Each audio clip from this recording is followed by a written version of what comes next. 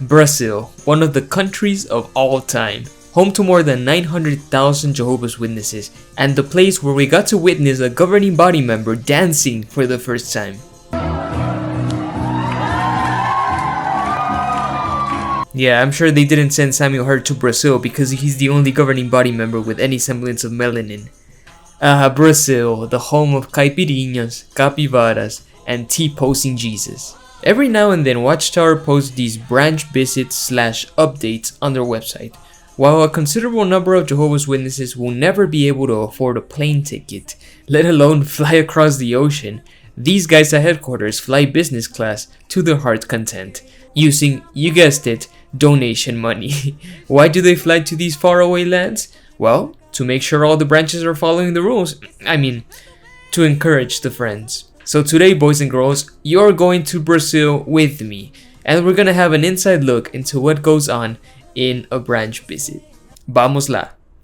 Brazil is the largest country in South America. We wondered how the Bethel families in those countries were doing after some 2.5 years of the COVID-19 pandemic. Brother Dellinger and I, along with our wives, Lourdes and Angela, began our journey from Warwick Bethel with a flight to Sao Paulo, Brazil. But after the recent presidential election, large protests in Sao Paulo were blocking key roads, including the road from the airport to the branch office. But Jehovah provided an unexpected solution.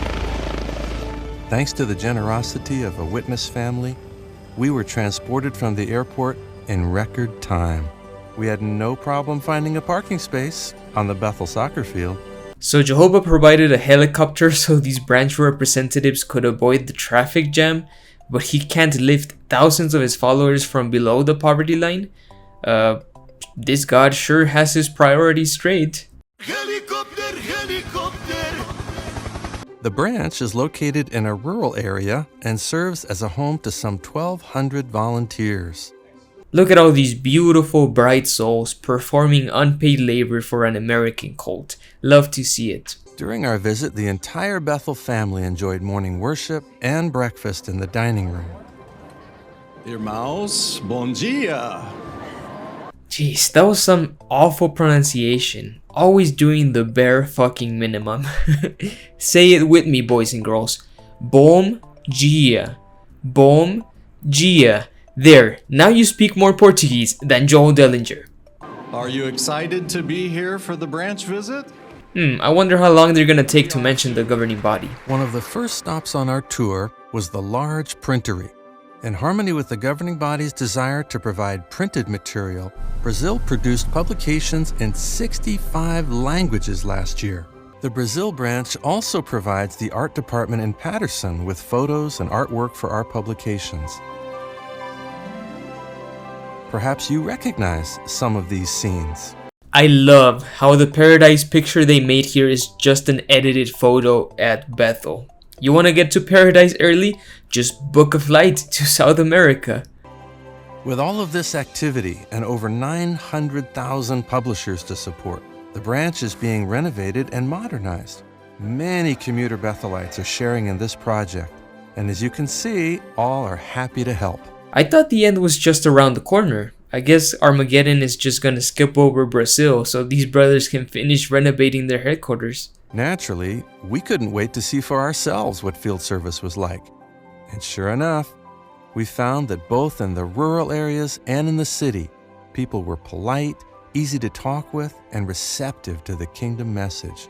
What can I say? Latin America is pretty hospitable. The bad thing about Latin America though is that it's absolutely infested with all sorts of evangelical churches and other strange versions of the Jesus fan club like Pentecostals, Mormons, and of course Jehovah's Witnesses.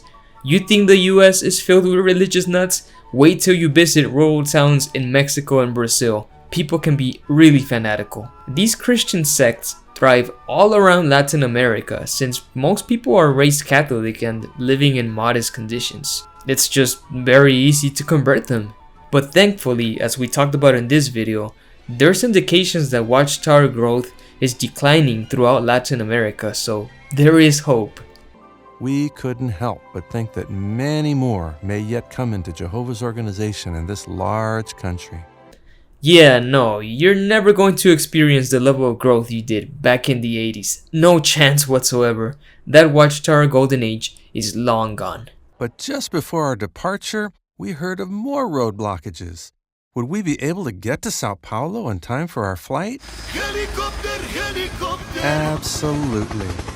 Daddy Jehovah, please send your helicopter to your people in Venezuela and Argentina. Or does the J-copter only function in Sao Paulo?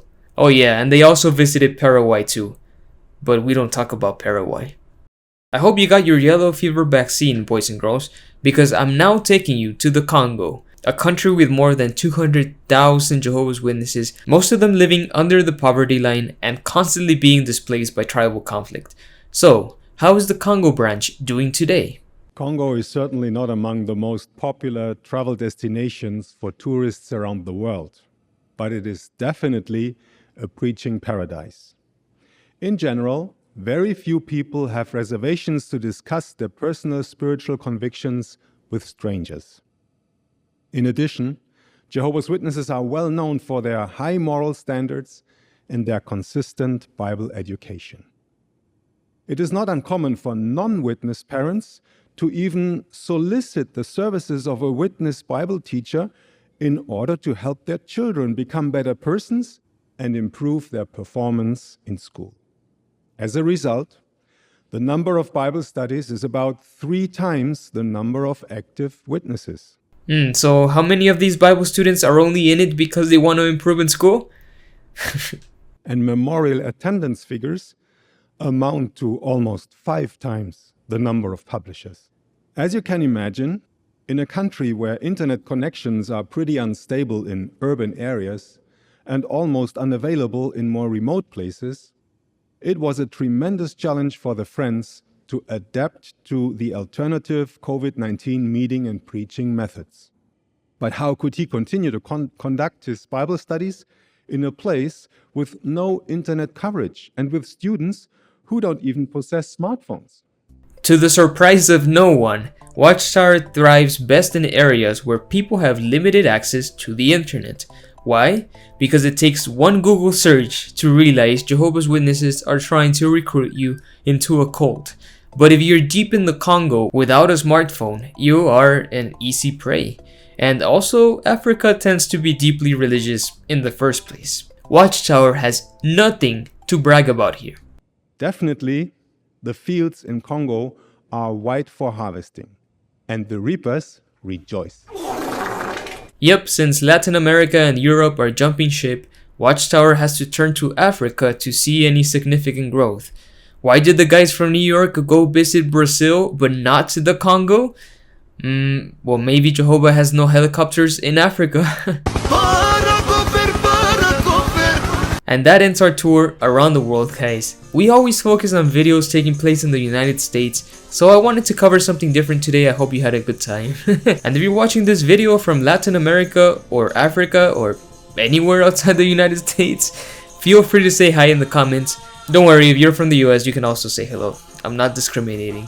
For every Brazilian comment I get, I'm gonna take a shot of cachaça and do a backflip for you, okay? I'm currently working on the Sunday convention rebuttal, so smash that subscribe button so you don't miss it, and don't forget to catch me on Patreon for early video access. Obrigado pessoal, até mais e fique longe da torre. Ciao, ciao.